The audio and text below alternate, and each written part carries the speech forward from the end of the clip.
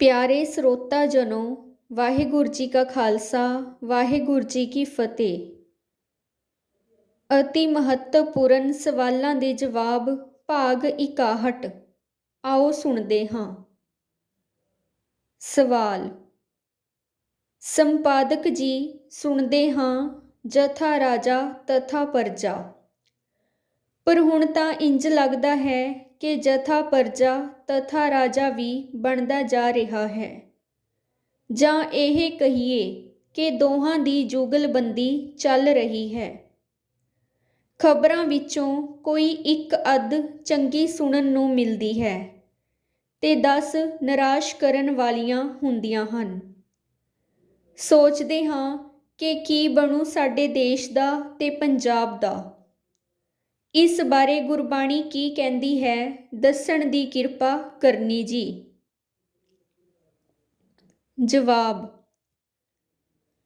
ਸਤਿਕਾਰਯੋਗ ਵੀਰ ਜੀ ਤੇ ਭੈਣ ਜੀ, ਸਿਆਸਤ ਬਾਰੇ ਤੁਸੀਂ ਗੱਲ ਕੀਤੀ ਹੈ। ਚੰਗਾ ਕੀਤਾ ਹੈ ਕਿ ਇਸ ਉੱਤੇ ਵੀ ਅਸੀਂ ਗੁਰਬਾਣੀ ਦੀ ਸੇਧ ਲੈ ਕੇ ਗੱਲ ਕਰਾਂਗੇ। ਜਦੋਂ ਮਨੁੱਖੀ ਜੋੜੇ ਦੀ ਰਚਨਾ ਹੋਈ ਸੀ ਤਾਂ ਉਸ ਵਿੱਚ ਈਸ਼ਵਰ ਨੇ ਆਪਣਾ ਅੰਸ਼ ਭਾਵ ਆਪਣੀ ਪਵਿੱਤਰ ਆਤਮਾ ਪਾਈ ਸੀ ਤੇ ਇਸ ਨੂੰ ਚਾਲੂ ਕਰ ਦਿੱਤਾ ਸੀ। ਇਸ ਦੇ ਸਰੀਰ ਦੀ ਫੰਕਸ਼ਨਿੰਗ ਸਾਰੀ ਮੁਕੰਮਲ ਹੋ ਗਈ ਸੀ। ਇਸੇ ਤਰ੍ਹਾਂ ਈਸ਼ਵਰ ਨੇ ਆਪਣਾ ਸੱਚ ਦਾ ਅੰਸ਼ ਸਾਰੇ ਜੀਵਾਂ ਵਿੱਚ ਪਾ ਦਿੱਤਾ ਸੀ। ਸਾਰੇ ਕੰਮ ਕਰਨ ਲੱਗ ਪਏ ਸਨ।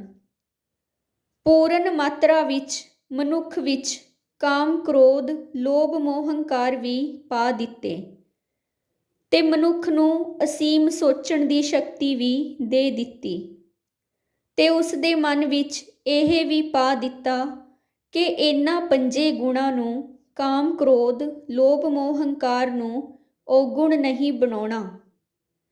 ਇਹਨਾਂ ਦੀ ਸਿਰਫ ਲੋੜ ਅਨੁਸਾਰ ਵਰਤੋਂ ਕਰਨੀ ਹੈ। ਲਾਲਚ ਵਿੱਚ ਆ ਕੇ ਇਹਨਾਂ ਦੀ ਵਰਤੋਂ ਅਧਿਕ ਨਹੀਂ ਕਰਨੀ।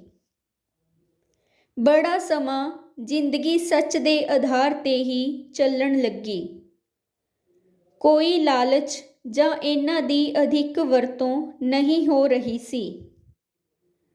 ਈਸ਼ਵਰ ਦਾ ਪ੍ਰਭਾਵ ਸੀ। ਜੇ ਸਦੀਆਂ ਤੱਕ ਇਸ ਤਰ੍ਹਾਂ ਦੀ ਅਵਸਥਾ ਚੱਲਦੀ ਰਹੀ ਤਾਂ ਮਨੁੱਖ ਅੱਗੇ ਦੀ ਅੱਗੇ ਵੱਧਦਾ ਗਿਆ। ਨਵੀਆਂ ਖੋਜਾਂ ਵੀ ਹੋਣ ਲੱਗੀਆਂ ਤਾਂ ਮਨੁੱਖ ਤਰੱਕੀ ਕਰਨ ਲੱਗ ਪਿਆ। ਤਾਂ ਉਸ ਪਹਿਲੇ ਯੁੱਗ ਨੂੰ ਸੱਚਾ ਯੁੱਗ, ਸਤਯੁੱਗ ਕਿਹਾ ਜਾਣ ਲੱਗਾ।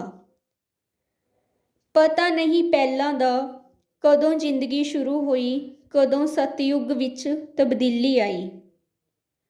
ਹੌਲੀ ਹੌਲੀ ਇਹਨਾਂ 5 ਗੁਣਾਂ ਦੀ ਵਰਤੋਂ ਅਧਿਕ ਹੋਣ ਲੱਗ ਪਈ ਤਾਂ ਬੁਰਾਈਆਂ ਪੈਦਾ ਹੋ ਗਈਆਂ। ਖੁਦਗਰਜ਼ੀ ਦਾ ਬੂਟਾ ਵੀ ਪੈਦਾ ਹੋ ਗਿਆ ਤੇ ਹੌਲੀ ਹੌਲੀ ਵੱਡਾ ਹੁੰਦਾ ਗਿਆ ਤੇ ਲੜਾਈ ਝਗੜਿਆਂ ਦੇ ਰੂਪ ਵਿੱਚ ਪ੍ਰਗਟ ਹੁੰਦਾ ਰਿਹਾ। ਭਾਰਤ ਦੇ ਇਤਿਹਾਸ ਵਿੱਚ ਸਤਯੁੱਗ ਤੋਂ ਬਾਅਦ ਤ੍ਰੇਤਾ ਯੁੱਗ ਆਇਆ ਕਹਿੰਦੇ ਹਨ। ਮਨੁੱਖੀ ਸਮਾਜ ਕਾਫੀ ਉਸ ਵਕਤ ਤੱਕ ਤਰੱਕੀ ਕਰ ਚੁੱਕਾ ਸੀ। ਲੋਕ ਸੁਖੀ ਸਨ, ਪਰ ਉਸ ਵਕਤ ਦੇ ਰਾਜਿਆਂ ਮਹਾਰਾਜਿਆਂ ਵਿੱਚ ਕਾਮੁਕਤਾ ਤੇ ਹੰਕਾਰ, ਇਹ 2 ਔਗੁਣ ਪ੍ਰਬਲ ਹੋ ਚੁੱਕੇ ਸਨ। ਇਸ ਯੁੱਗ ਦੇ ਅਵਤਾਰ ਰਾਜਾ ਰਾਮਚੰਦਰ ਜੀ ਅਤੇ ਉਹਨਾਂ ਦਾ ਪਰਿਵਾਰ ਬੜੇ ਗੁਣਾਂ ਵਾਲਾ ਸੀ ਤੇ ਦੂਜੇ ਪਾਸੇ ਪੜੋਸੀ ਦੇਸ਼ ਲੰਕਾ ਦਾ ਮਹਾਰਾਜਾ ਰਾਵਣ ਮਹਾਗਿਆਨੀ ਹੋਣ ਦੇ ਨਾਲ ਨਾਲ ਹੰਕਾਰੀ ਵੀ ਬਣ ਬੈਠਾ। ਚੰਗਾ ਰਾਜ ਪ੍ਰਬੰਧਕ ਵੀ ਸੀ। ਲੋਕ ਬਹੁਤ ਖੁਸ਼ਹਾਲ ਸਨ, ਪਰ ਦੋਨੋਂ ਪਰਿਵਾਰਾਂ ਦੀਆਂ ਇਸਤਰੀਆਂ ਦਾ ਹੰਕਾਰ ਸਿਰ ਚੜ੍ਹ ਕੇ ਬੋਲਿਆ ਤੇ ਮਹਾਨ ਯੁੱਧ ਹੋਇਆ। ਲੱਖਾਂ ਲੋਕ ਮਰ ਗਏ।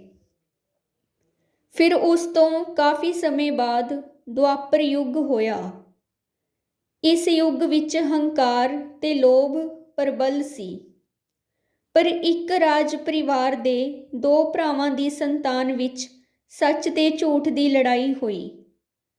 ਇੱਕ ਪਰਿਵਾਰ ਵਿੱਚ ਹੰਕਾਰ ਸੀ ਤੇ ਲੋਭ ਸੀ ਤੇ ਉਸ ਕੋਲ ਰਾਜ ਸੱਤਾ ਵੀ ਸੀ। ਦੂਜਾ ਪਰਿਵਾਰ ਰਾਜ ਸੱਤਾ 'ਚੋਂ ਅੱਧਾ ਹਿੱਸਾ ਭਾਲਦਾ ਸੀ, ਜਿਹੜਾ ਉਹਦਾ ਹੱਕ ਬਣਦਾ ਸੀ।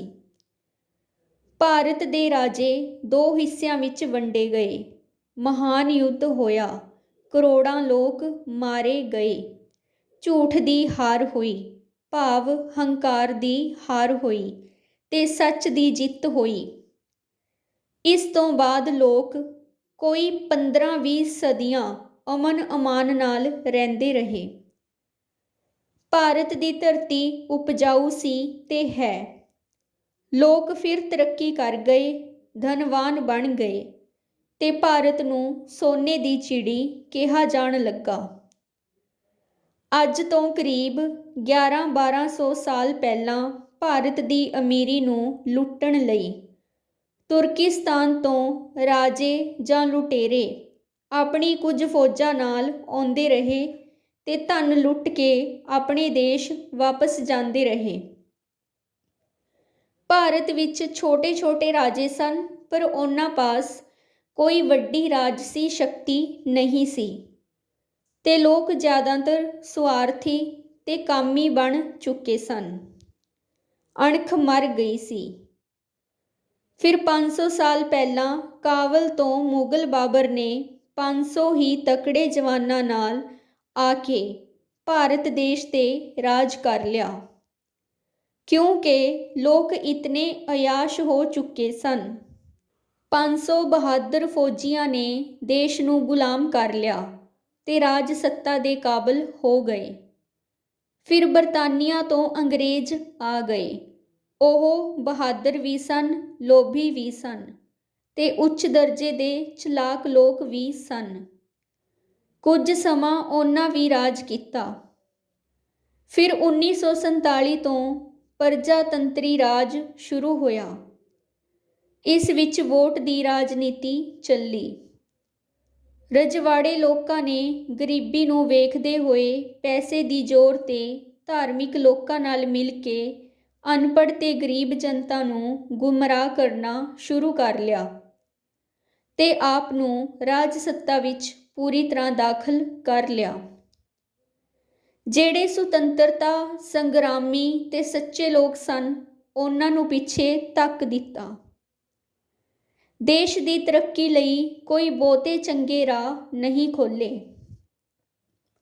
ਆਪਣੀ ਪ੍ਰਭੂ ਸੱਤਾ ਵਿੱਚ ਰਹਿਣ ਵਾਲੇ ਹੋਰ ਆਪਣੀਆਂ ਤੇ ਆਪਣੇ ਔਲਾਦਾਂ ਨੂੰ ਵੀ ਜਾਨਸ਼ੀਨ ਬਣਾ ਕੇ ਤੇ ਕਾਨੂੰਨ ਵੀ ਇਸ ਤਰ੍ਹਾਂ ਬਣਾਉਣ ਲੱਗੇ ਕਿ ਗਰੀਬ ਗਰੀਬ ਹੀ ਰਹੇ, ਮੰਗਤਾ ਬਣਿਆ ਰਹੇ।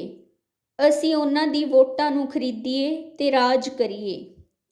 ਇਹ ਨੀਤੀ ਵੱਧਦੀ ਗਈ ਤੇ ਵੱਧ ਰਹੀ ਹੈ।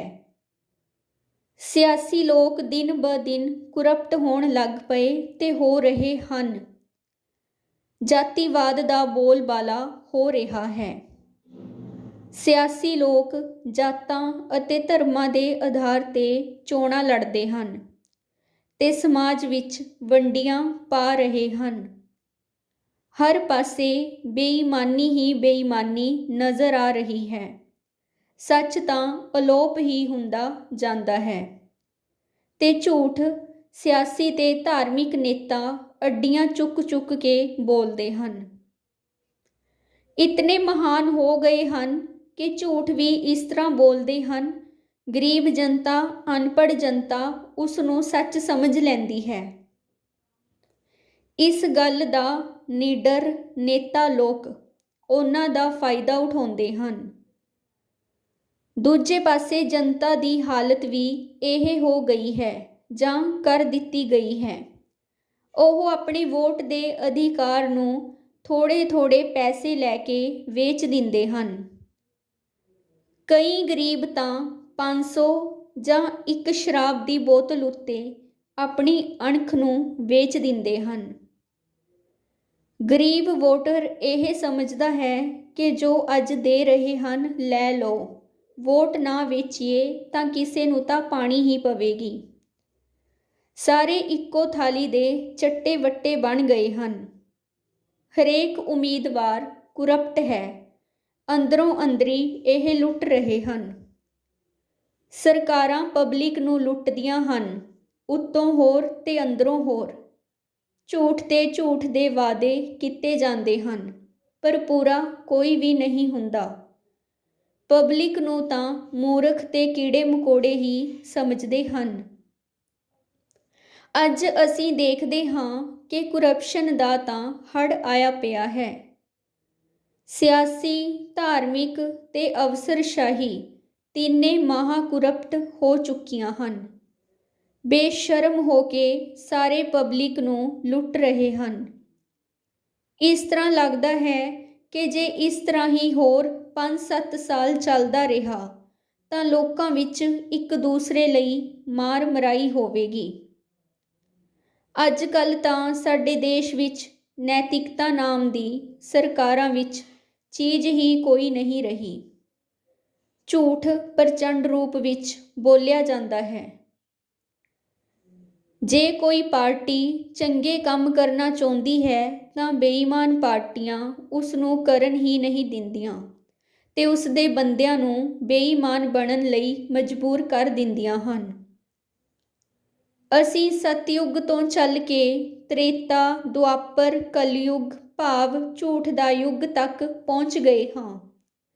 ਪਰ ਅੱਜ ਕੱਲ੍ਹ ਤਾਂ ਸਾਰੇ ਹੀ ਔਗੁਣ, ਜਿਸ ਵਿੱਚ ਸਭ ਤੋਂ ਵੱਡਾ ਔਗੁਣ ਖੁਦਗਰਜ਼ੀ ਤੇ ਬੇਈਮਾਨੀ ਦਾ ਹੈ, ਅਸੀਂ ਝੇਲ ਰਹੇ ਹਾਂ। ਇਹੋ ਜਿਹੀ ਹਾਲਤ ਤਾਂ ਕਿਸੇ ਵਿਰਲੇ ਦੇਸ਼ ਦੀ ਹੋਵੇਗੀ, ਪਰ ਸਾਡੇ ਅੜੋਸੀ ਪੜੋਸੀ ਦੇਸ਼ਾਂ ਵਿੱਚ ਵੀ ਕਾਫੀ ਬੁਰਾਈਆਂ ਆ ਚੁੱਕੀਆਂ ਹਨ। ਕੁਝ ਹੀ ਦੇਸ਼ ਦੁਨੀਆ ਦੇ ਯੂਰਪ ਵਿੱਚ ਘੱਟ ਔਗੁਣਾਂ ਵਾਲੇ ਹਨ। ਬਹੁਤਾਤ ਵਿੱਚ ਸਾਰੇ ਪਾਸੇ ਹੀ ਹੰਕਾਰ ਤੇ ਖੁਦਗਰਜ਼ੀ ਦਾ ਬੋਲਬਾਲਾ ਹੋ ਗਿਆ ਹੈ। ਦੁਨੀਆ ਆਚਰਣ ਵੱਲੋਂ ਬੜੀ ਤੇਜ਼ੀ ਨਾਲ ਨਿਵਾਣ ਨੂੰ ਜਾ ਰਹੀ ਹੈ। ਮਾਰ ਮਰਾਈ ਫਿਰ ਸ਼ੁਰੂ ਹੋ ਗਈ ਹੈ। ਨਫ਼ਰਤ ਸਿਰ ਚੜ੍ਹ ਕੇ ਬੋਲ ਰਹੀ ਹੈ। ਧਾਰਮਿਕਤਾ ਦਾ ਦਿਖਾਵਾ ਹੀ ਰਹਿ ਗਿਆ ਹੈ। ਹੰਕਾਰ ਸਿਰ ਚੜ੍ਹ ਕੇ ਬੋਲ ਰਿਹਾ ਹੈ। ਆਓ ਹੁਣ ਆਪਾਂ ਸਾਰੀ ਸਥਿਤੀ ਤੇ ਸੱਚ ਦੀ ਐਨਕ ਲਾ ਕੇ ਵੇਖੀਏ ਤੇ ਗੁਰੂ ਨਾਨਕ ਸਾਹਿਬ ਜੀ ਦੇ ਦਿੱਤੇ ਹੋਏ ਉਪਦੇਸ਼ਾਂ ਨੂੰ ਯਾਦ ਕਰੀਏ ਤੇ ਮੋੜ ਕੱਟੀਏ ਸੱਚ ਵੱਲ ਨੂੰ। ਬਾਬੇ ਨਾਨਕ ਨੇ ਸੁਲਤਾਨਪੁਰ ਲੋਧੀ ਵਿਖੇ ਸੱਚ ਦੀ ਦੁਕਾਨ ਖੋਲ੍ਹੀ ਸੀ, ਮੋਦੀ ਖਾਨਾ।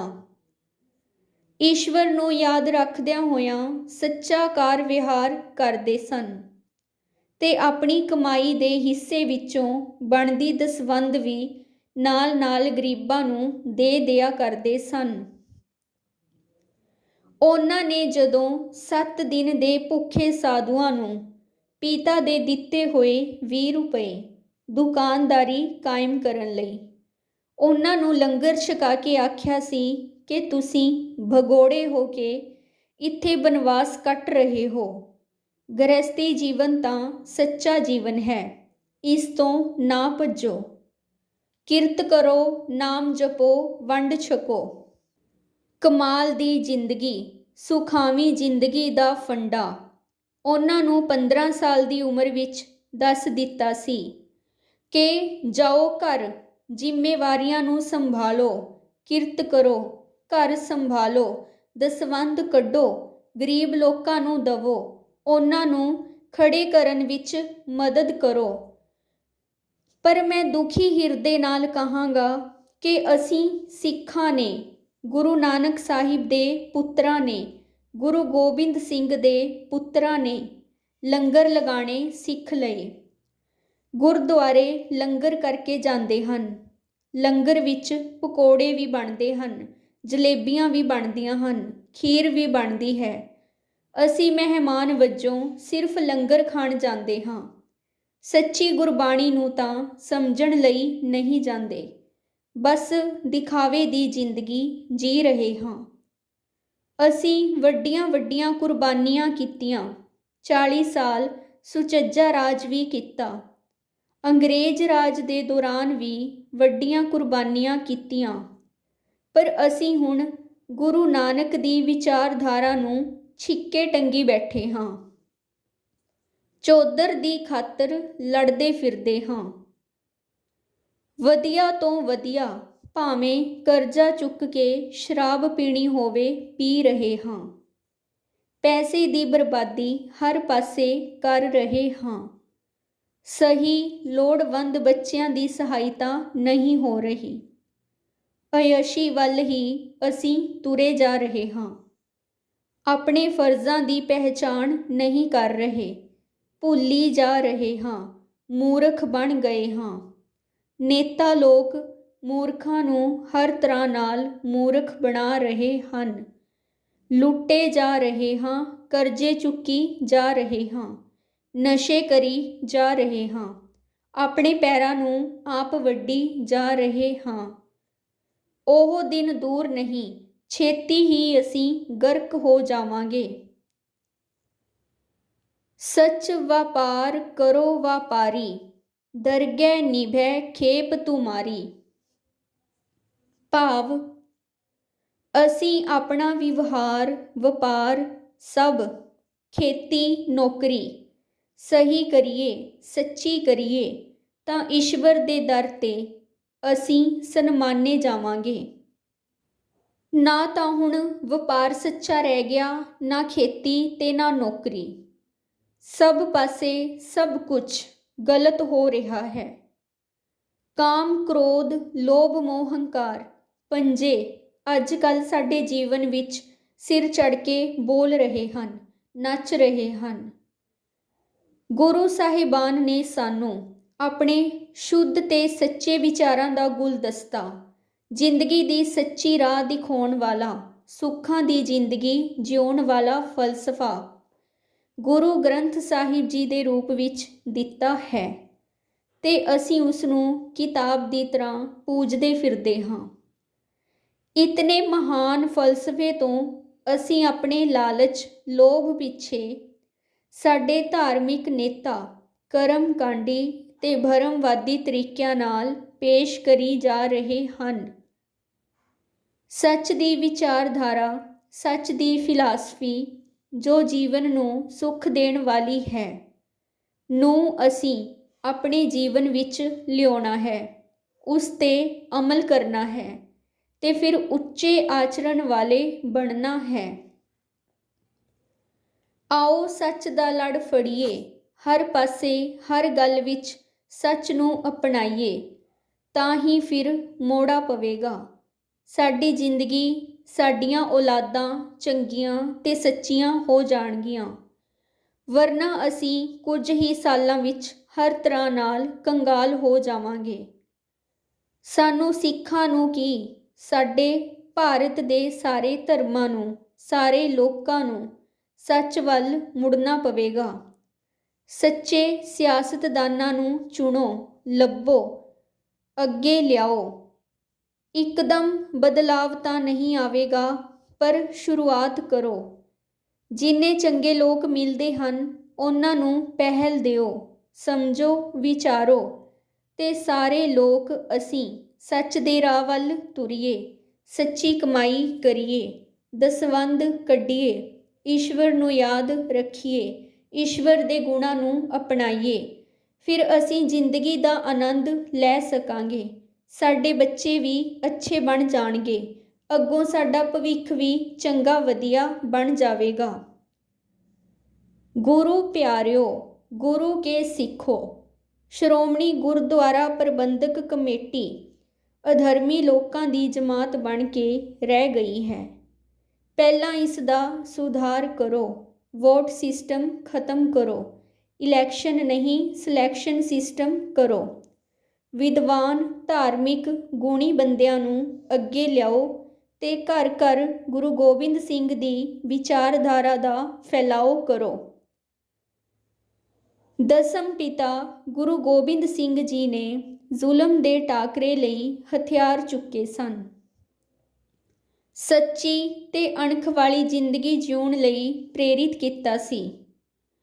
ਆਪਣੇ ਪਿਤਾ ਤੇ ਆਪਣੇ ਬੱਚਿਆਂ ਦੀ ਸ਼ਹੀਦੀ ਦੇ ਕੇ ਫਿਰ ਅੰਮ੍ਰਿਤ ਦੀ ਦਾਤ ਬਖਸ਼ ਕੇ ਪੰਜ ਪਿਆਰਿਆਂ ਤੇ ਗੁਰੂ ਗ੍ਰੰਥ ਸਾਹਿਬ ਦੀ ਰਹਿਨੁਮਾਈ ਵਿੱਚ ਸਾਨੂੰ ਸੱਚ ਦੇ ਮਾਰਗ ਤੇ ਚੱਲਣਾ ਸਿਖਾਇਆ, ਅਣਖ ਵਾਲੀ ਤੇ ਸੱਚੀ ਜ਼ਿੰਦਗੀ ਜਿਉਣ ਦਾ ਰਾਹ ਦੱਸਿਆ। ਸੱਚੀ ਰਾਜਨੀਤੀ ਕਰੀਏ ਤਾਂ ਹੀ ਅਸੀਂ ਫਿਰ ਪੰਜਾਬ ਵਿੱਚ ਚੰਗੀ ਪਵਿੱਤਰ ਜ਼ਿੰਦਗੀ ਬਣਾ ਸਕਦੇ ਹਾਂ, ਦੁੱਖਾਂ ਰਹਿਤ।